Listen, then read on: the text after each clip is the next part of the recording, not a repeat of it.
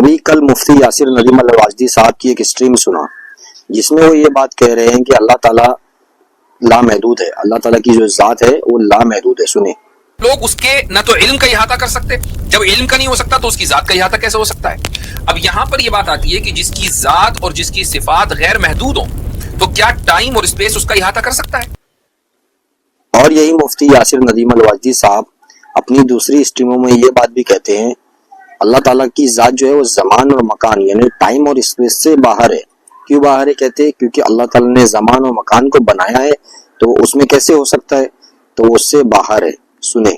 ہے کہ اللہ تعالیٰ مکان سے بری ہے، نہ وہ مکان میں ہے نہ وہ زمان میں ہے، چونکہ وہ زمان اور مکان دونوں کا خالق ہے. جب وہ دونوں کا خالق ہے تو زمان اور مکان دونوں سے باہر ہوگا. چونکہ آپ نے اگر کوئی شخص کسی چیز کو ایجاد کرتا ہے تو وہ اپنی ایجاد کردہ آلے کے اندر اور ڈیوائس کے اندر خود نہیں ہوتا بلکہ اس کے باہر ہوتا ہے.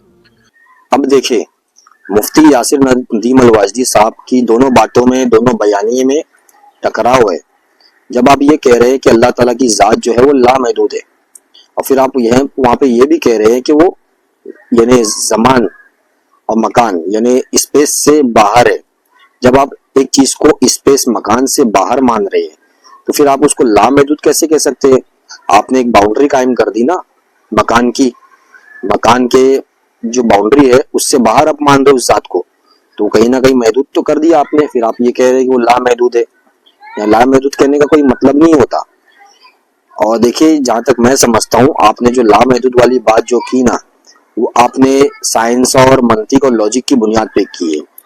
کیونکہ آپ کا کہنا ہے کہ اگر کوئی چیز کسی کو بناتی ہے کوئی چیز کو تو اس میں کیسے ہو سکتی ہے؟ وہ اس سے باہر ہوگی.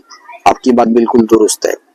لیکن آپ نے جو یہ بات کہی لامحدود والی، میں جہاں تک سمجھتا ہوں میرا گمان ہے کیونکہ آپ نے اپنے اکابر کا عقیدہ بیان کیا ہے. اور متاخرین صوفیہ لامحدود اسی لیے کہتے ہیں کیونکہ وہ وحدت الوجود کے عقیدے کے قائل ہے. وہ اللہ کو ہر جگہ میں مانتے ہیں. جب انسان ہر جگہ میں مان رہے لامحدود مان رہے تبھی تو وہ ہر جگہ میں مان سکتا ہے، ورنہ ہر جگہ میں کیسے مانے گا جب لامحدود نہیں مانتا.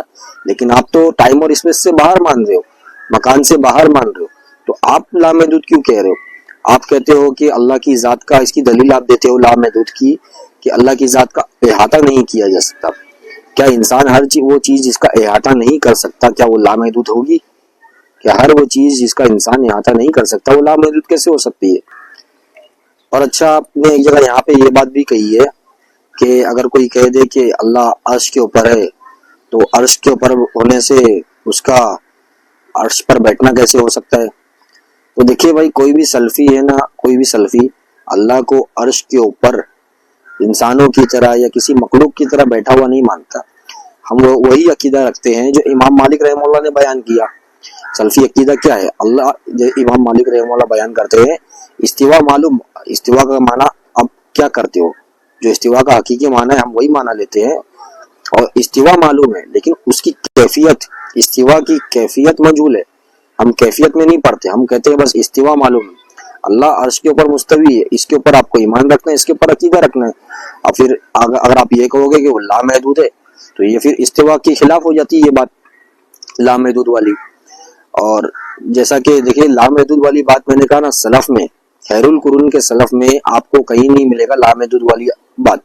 بلکہ امام دارمی رحمہ اللہ تو بلکہ واضح طور پر کہتے ہیں، دیکھیں حوالہ کتاب کا امام دارمی رحمہ اللہ بھی، وہ کہتے ہیں جہمیوں کے رد میں کہ تم جہمی کہتے ہو کہ اللہ کی ذات جو ہے وہ لامحدود ہے اور کوئی بھی لامحدود چیز وہ ہے حقیقت میں وجود نہیں رکھتی. اگر تم لامحدود کہتے ہو، امام دارمی کہتے ہیں اگر تم لامحدود کہتے ہو یعنی تمہارا کوئی خدا وجود ہی نہیں رکھتا. اور سیدھی سی بات ہے یہ لامحدود چیز میتھس کی زبان میں یعنی حساب و کتاب کی زبان میں ہوتی ہے. فزیکلی لامحدود چیز ایگزسٹ نہیں کرتی، وجود نہیں رکھتی. ماشاءاللہ سے آپ غیر مسلم میں اسلام کی دعوت کا کام کر رہے، اچھا کام کر رہے، لیکن آپ جب لوگوں کو معبود کا ثبوت دے رہے، لوگوں کو اللہ کا خدا کا ثبوت دے رہے ہیں تو کوئی آپ سے یہ سوال کر سکتا ہے نا، یہ تو واجبی سوال ہے کہ آپ جس کی عبادت کرتے ہو وہ کہاں ہے. یہی بنیادی سوال ہے. اسی لیے اللہ کے رسول صلی اللہ علیہ وسلم نے بھی اس لونڈیا سے سوال کیا تھا، اس باندی سے، تو اس نے یہی کہی تھی وہ آسمان کی طرف اشارہ کر کے.